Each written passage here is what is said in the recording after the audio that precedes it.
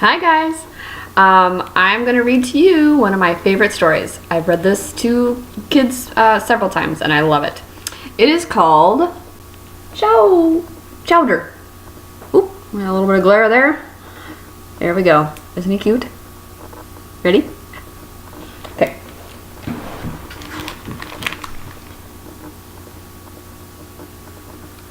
Chowder had always been different. His owners liked to think of him as quirky, but most people thought he was just plain weird. He uses a toilet.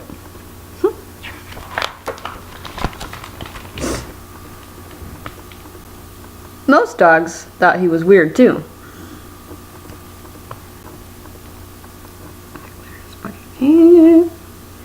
Chowder wanted to be part of the neighborhood dog pack, but the more he tried to fit in, the more he stuck out. It wasn't easy being Chowder.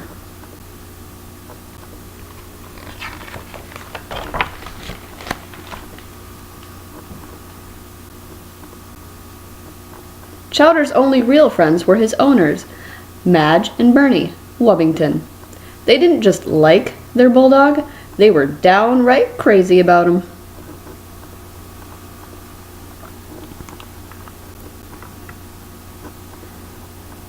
"Come here, Chowder Wowder," they'd say. "It's time to put up another precious picture of you." The Wubbingtons had a few quirks of their own.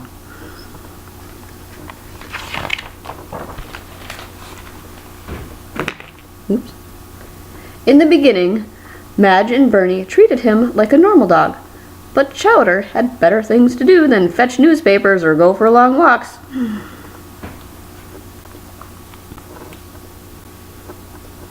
He and the Wubbingtons found their own unique ways of doing things, and no matter what they did, the bulldog always got strange looks.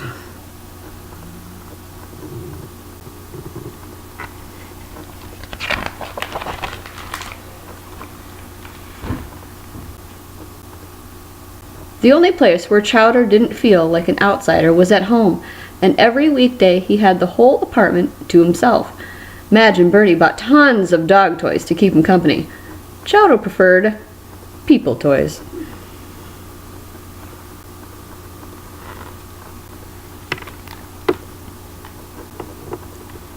He spent sunny days on the balcony with his favorite toy of all, Bernie's far-out stellaroscope. One afternoon, while Chowder was observing another rush hour traffic jam, a brand new billboard caught his eye. What did he see?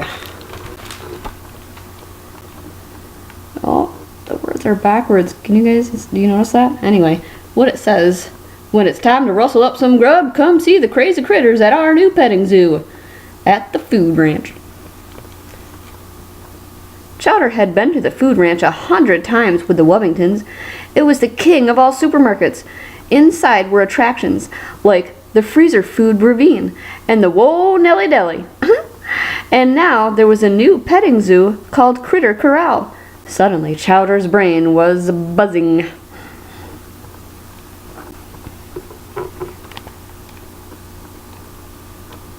All the neighborhood dogs had said Chowder belonged in a zoo, and he wondered if they were right.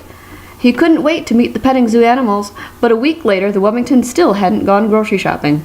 So Chowder cooked up the perfect plan and turned his usual midnight snack into a midnight feast.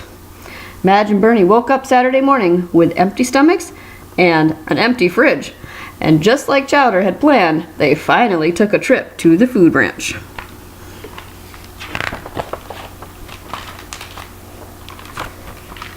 There it is.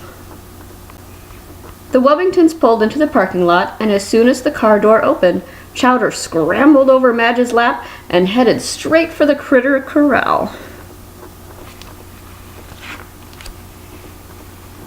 It is over here.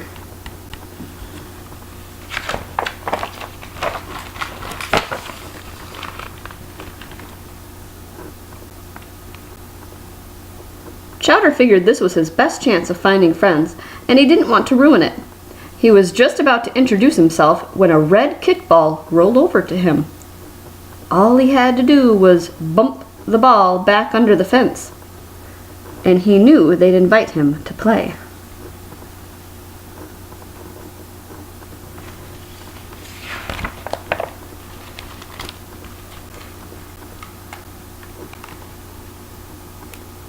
But Chowder had never kicked a ball before. With the first clumsy swing of his paw, he launched the ball over the animals and into a tree. They heard it bounce around between the branches, and after one final boing, it was silent. The ball was stuck. They were still looking up at the tree when the Wellingtons appeared.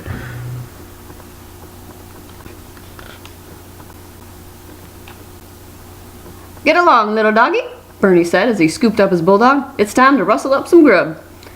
Before Chowder could even apologize for losing the ball, he was rolling away from the petting zoo. Chowder was not happy.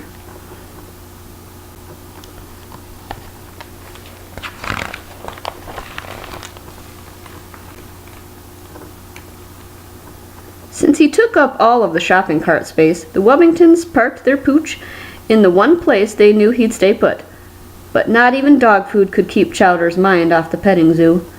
He felt like a real fool out there, and he couldn't face the animals again unless he had their ball. But he was too short to climb the tree, and the food ranch didn't sell kickballs. He didn't know what to do.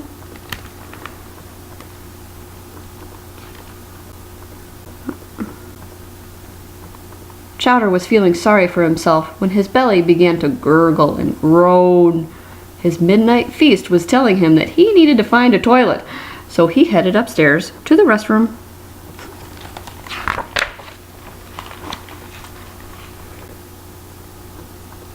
While washing up, Chowder had a wild idea. He squeezed into the restroom window, and just as he'd hoped, he could see the kickball in a nearby tree.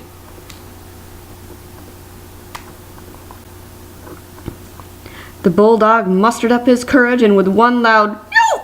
he popped into the air.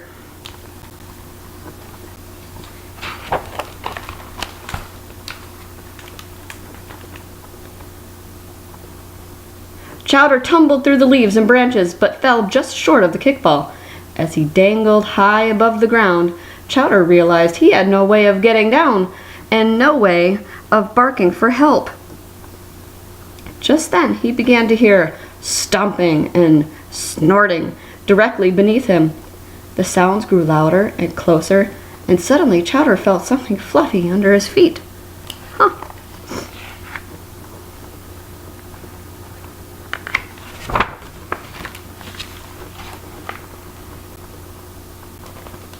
The petting zoo animals rescued him, and they did it in style.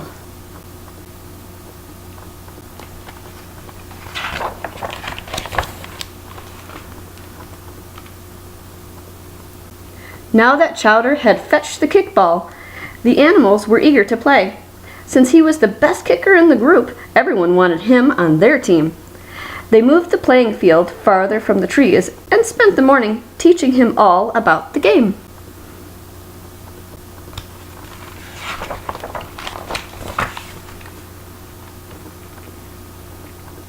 During timeouts, Chowder showed them some of his favorite games. It was a very busy morning.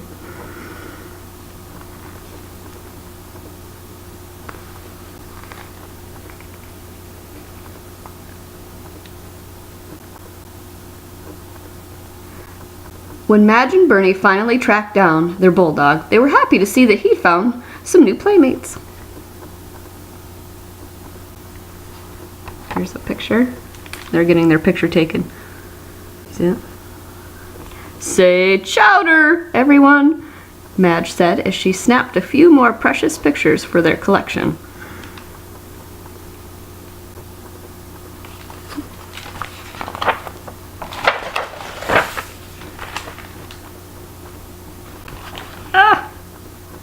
From then on, whenever the Wellingtons went grocery shopping, they always dropped Chowder off at the Critter Corral.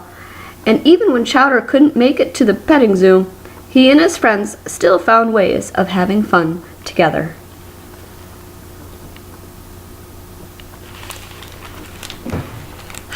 The end. I hope you guys liked that. Bye!